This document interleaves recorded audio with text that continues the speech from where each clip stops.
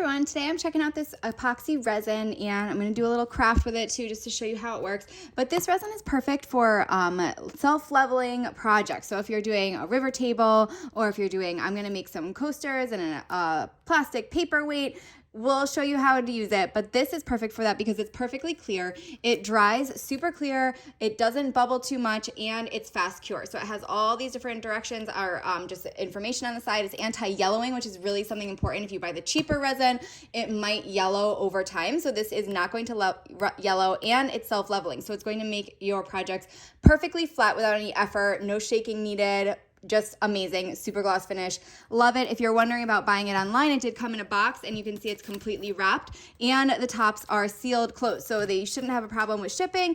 And I'm gonna go ahead and give it a try again. You need the A and the B. All the directions are in here. Pretty much this is the resin and this is the hardener. So this is what's gonna really make it set. So if you use just the resin, it's not going to set. So you need to use both.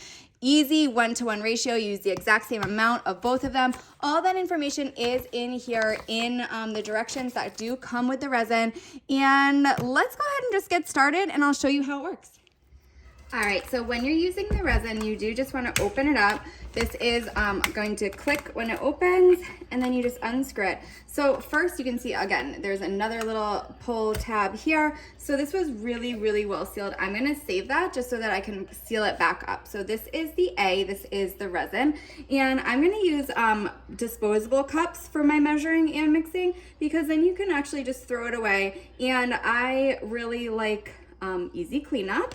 And I like that these cups specifically have the lines on the side so I can measure exactly how much I need of both and make sure that I'm getting just the same quantity and mixing it really well. So you're gonna put those taps back on. I'm just gonna seal it right up. Then I'm gonna measure the other one. You should also, you might wanna wear gloves with this just because if any gets on your hands, it is really sticky and hard to get off. So I'm gonna go ahead and get gloves. Then I'm gonna measure my B and mix them together. So you can see that I measured in 2 different cups. You do want to do that just to make sure that you're measuring correctly. And now I'm just mixing. You want to mix really slowly so that you don't get too many bubbles inside. And you want to mix for a while because you want it to be fully mixed. You want it to be the resin to be mixed with the hardener completely so that it sets really evenly and you don't have any air pockets, you don't have any sticky pieces. So I like to mix for about 2 minutes just to make sure it's really even. Again, I like to use disposable things, so I'm just using a disposable plastic knife. You can use a wooden little popsicle stick, whatever you want to mix it up. Again, disposable things is really nice to use because you can just throw it away. Resin is going to harden on pretty much anything you use. I am using a mold today, so if you're doing a river table, you can pour this directly onto the river. You can also use special resin dyes to put inside this to make this color. So you could add the dye. This is when you would add it after you've mixed the hardener and the resin together. That is going to be when you're adding the dye. So most dyes are powder or mica color dyes, which are just kind of a powder form, and they're going to mix better and they actually work the best with resin. But you can also look that up and you can use it clear. Again, this is going to set really clear. This is a really nice resin. This is expensive stuff, so it is the good quality that's not going to yellow, that's going to stay clear and harden beautifully. So I think I've mixed it enough now. So I am using a mold today.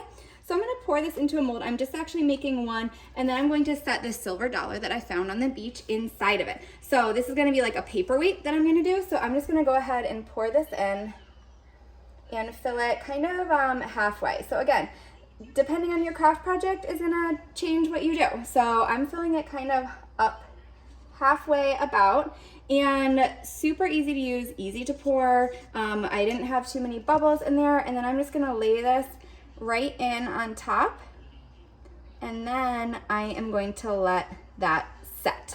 So I'm gonna pour a little bit more inside on top of that. That did kind of just weigh it down a little bit, get it set into place there.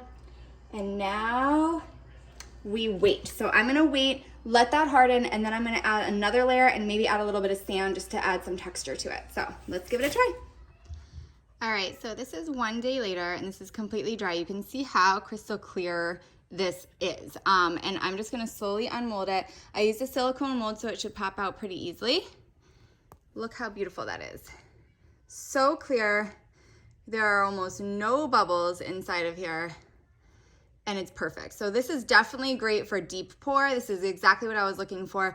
I love how clear it is. This is such beautiful resin. It was so simple to use, as you could see, and it's a really great product. So give it a try for all of your either pouring or deep pour needs, and you're gonna love it.